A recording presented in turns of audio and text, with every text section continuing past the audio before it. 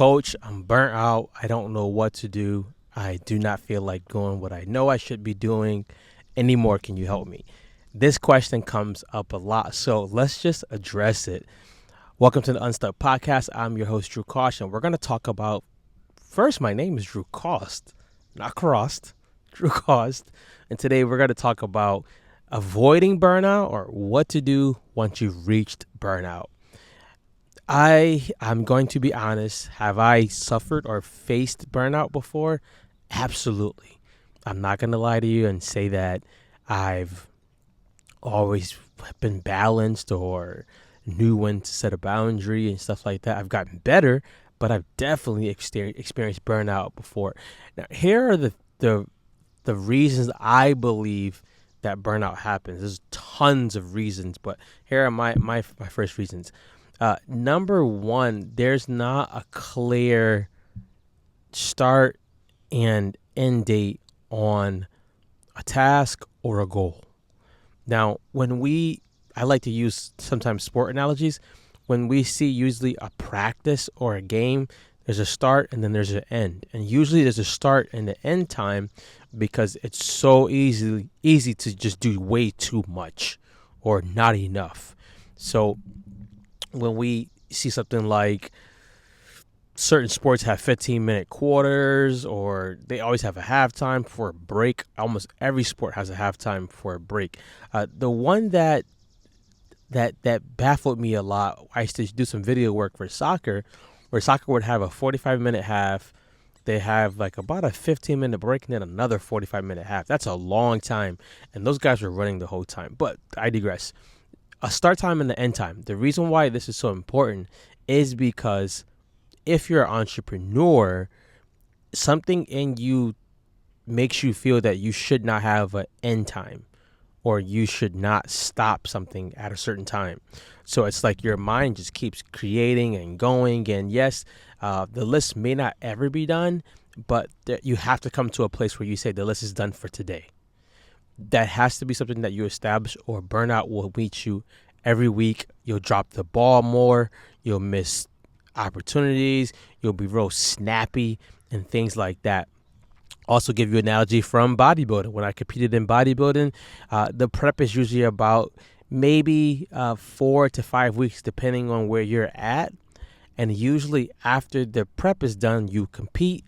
And then you come away from the exact way that you were doing it because you need to regroup. Now, as a coach, as a leader, therapist, whomever you may be watching this, the number one reason I'm going to say burnout happens is there's not a defined start and end time for a task or goal. So I want to ask you, how can I start setting tasks or goals and having this is when I start, this is when I end. And when I mean end, it could just mean ending for that day. Or it could literally just mean the task is over completely. I like that because now I have a drive to get to the end goal. If there's no clear end goal, it's dangerous because you'll keep working yourself to death and then you won't realize, but you'll be doing tasks that are not moving the needle forward at all. You don't want that. So the first one would be to start and end time. The second one I would say, honestly, is if you're burning out consistently, who are you around?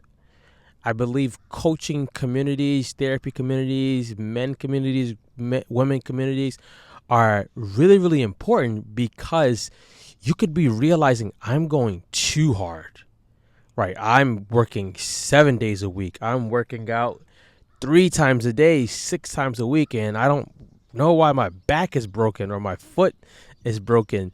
Having a community of people can help you realize you're doing too much, or they can be showing you, hey, you've done a lot. Take a break. It's perfectly fine to take a break. Now, I know social media usually will make us feel that we need no days off and things like that, but that's not true.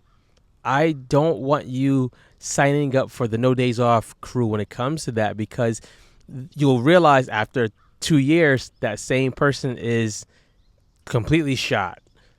The product is not there anymore. The service is not there anymore. They hate what they've built.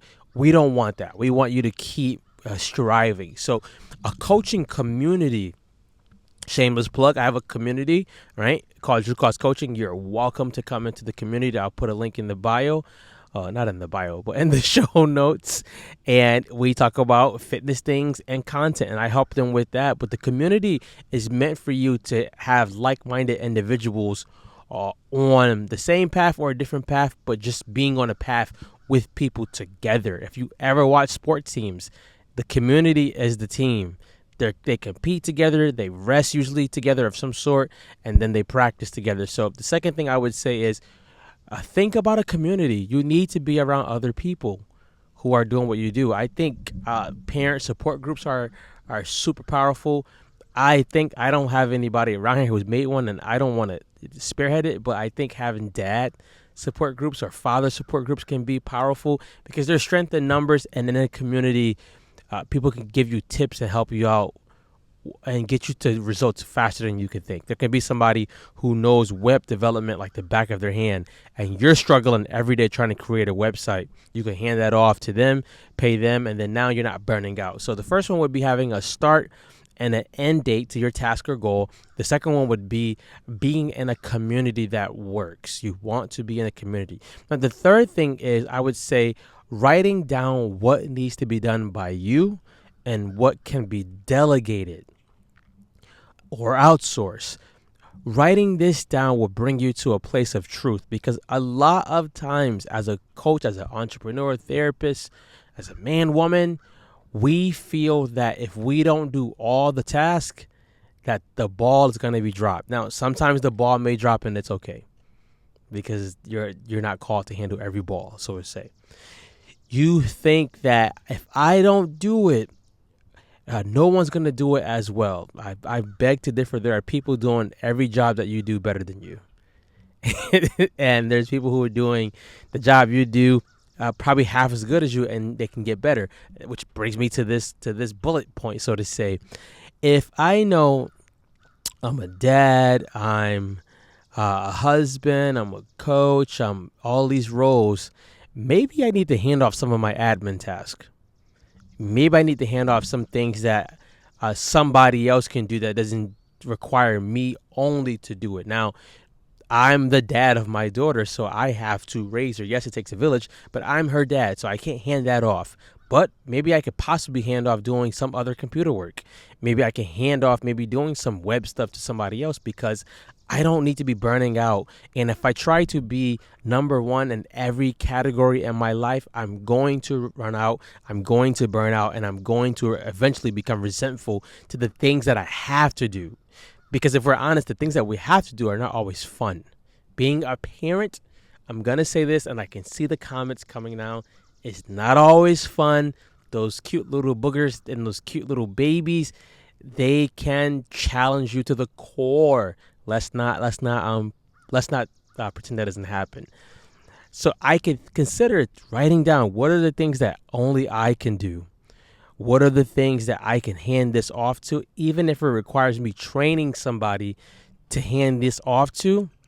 How can I hand this off to somebody else so that I get more time back for myself, for my family, or whomever else I need that time for? So let's just recap. The first reason why I think people burn out, there's no clear start and end date to a task or their goal.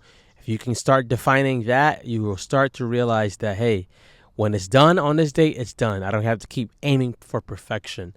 The second one is getting into a community, getting linked with people. When we're on a route to burning out, you realize you probably haven't connected with people in a while.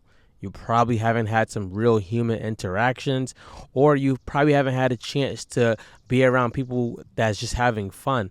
I would even suggest with a community, pick a community that's based on your hobbies that you like. Maybe it's rollerblading, skateboarding, pickleball. I still don't know what pickleball is, but don't shoot me on that one.